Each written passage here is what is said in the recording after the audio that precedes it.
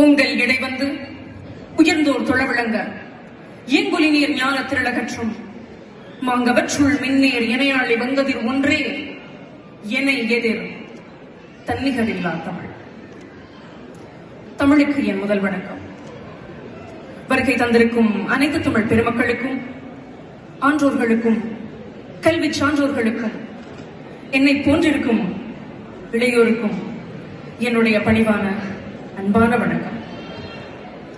தமிழ் பொருளடி தேடி நான் உங்களிடம் பகிர விரும்பும் விடயங்கள் நாம் யார் என்பது மற்றும் எம் மரபு எது என்பது.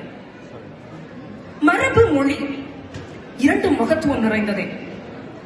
மரபு ஒரு மானுட குழுமத்து தொடர். அது அகிரணை உயர்தனை இரண்டிற்கும் பொருந்தும். அவ்வகையிலே நாம் யார்? நாம் யார் மரபின் தொடர்? எந்த மரபு, எந்த மரபின் வழித்தோன்றல்கள்? அதற்கு ஆதாரம் உண்டோ? ஒரு கேள்வி எழுகிறது இல்லையா? அதற்கு விடைதான் என்ன? இடப்பெயர்வுகள் நிகழ்த்தப்படுகின்றன, கல்வெட்டுக்கள் அழிக்கப்படுகின்றன, பழமை சிதைக்கப்படுகிறது.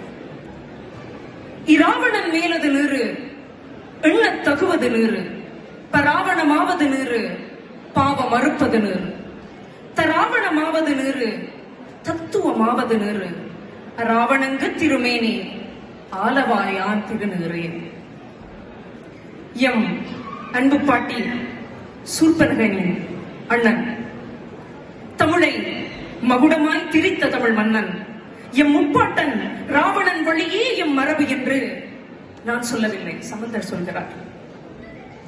புவியாளும் மாந்தர் புல மொழி தீர மதிகண்ட பேரொழி கதிரோனி, விதியின் வழிகாட்டி கதிரை எமக்கேற்றி உணவை பரிமாறும் கதிரோன் ஒளி போல உலகில் முதல் தோன்றி வணிகத் துறை கண்டு புலவர் பல சேர்ந்து முச்சங்கம் வகுத்து மூன்றாய் பிரித்து முத்தாய் வகுத்த எம் அடையாளமே எம் தமிழ் மொழி. இது ஐரோப்பாவில் எப்படி இருக்கிறது? தமிழ் மொழி ஐரோப்பிய நாடுகளிலும் சரி, இங்கிலாந்திலும் சரி, அமிழ்தன பழங்காலம் தொட்டு இன்று வரை ஆழமாக அறியப்பட்டே வருகிறது.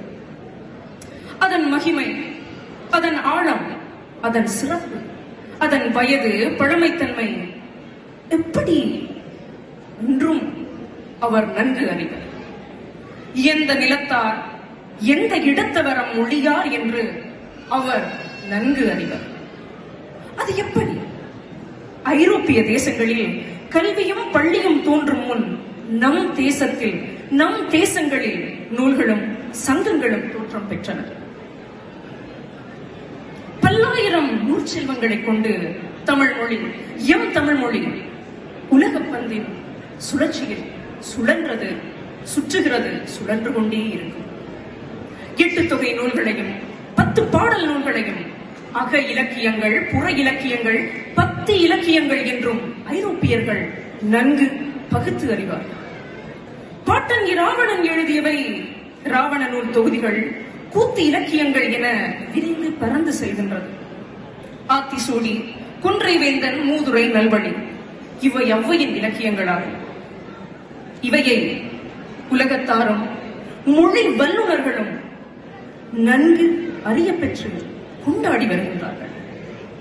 மாணிக்க வாசகரால் அருளப்பட்ட திருவாசகம் ஜி.யு. பெல்ப் அவர்களால் மொழிபெயர்க்கப்பட்டதன் பின்பு ஆங்கிலம் உட்பட்ட பல ஐரோப்பிய மொழிகள் வல்லமை பெற்று மேலும் வலிமையடைந்து பண்பட்டும் கிடக்கிறது. இம்மொழி எம் மொழியை மரபு ரீதியாக பெற்றதில், பேசுவதில், கவி வடிப்பதில், பாடுவதில், பொருள் அடி தேடுவதில், கற்பதில், பெற்றுக்கொள்வதில் நான் ஒரு தமிழ் மகள் என்பதில் தன்னிகரில்லா பெருமை கொள்கிறேன். ஜெர்மன் நாட்டில் நிலக்கீழ் அறையில் தமிழ் ஓலைச்சுவடிகள் என்றும் வைத்து போற்றி பாதுகாக்கப்படுகிறது. இவை திருக்குறள், வானசாஸ்திரம் போன்றவையாகும். ஆனால் ஏன், எதற்கு பாதுகாக்கப்படுகிறது என்று நாம் கொஞ்சம் சிந்திக்க வேண்டும். டொய்ச் மொழியும் கட்டிடப்பெறும் கலையும் வளங்களின் பாதுகாப்பும் இன்றைய அவர்களுடைய வளர்ச்சியும் எப்படி வந்தது? எம் மொழியில் இருந்துதான் வந்தது. மொழிக்காக 100 கோடி செலவில் ஜெர்மன் நாட்டில் பிரம்மாண்ட திட்டம். ஐரோப்பாவின் பேராசிரியர் பரமாண்டா அவர்களால் டிஜிட்டல் பேரகராதி உருவாக்கப்படுகிறது. இப்படி ஐரோப்பாவில் தமிழ் அழகாக ஆழமாக வேலோங்கி வருகிறது. ஆங்கில மொழியின் வேர் தமிழ் என்கிறார் பாவாணர். ஸ்கீட் அவர்களும் அப்படியே உரைக்கிறார். இது முற்றிலும் உண்மை. கனடாவில் தமிழ் போற்றி கொண்டாடப்படுகிறது. சீனரும் கொரியரும் கூடையும் தமிழ் மொழியின் வளத்தை பின்பற்றுகிறார்கள்.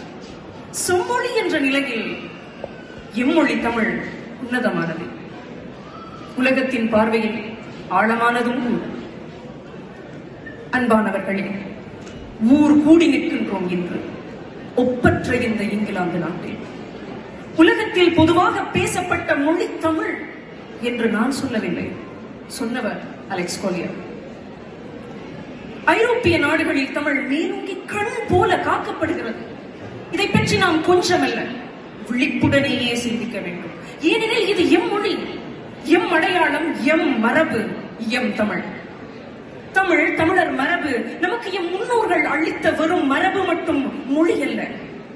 என் பெற்றோர் எனக்குள் விதைத்த விதை, என் அடையாளம் எனும் என்னுடைய தன்னம்பிக்கை.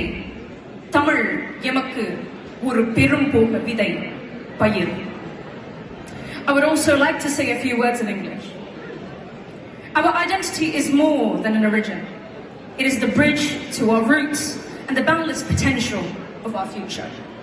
Our heritage is the testament to our resilience, arts, and unity as a community.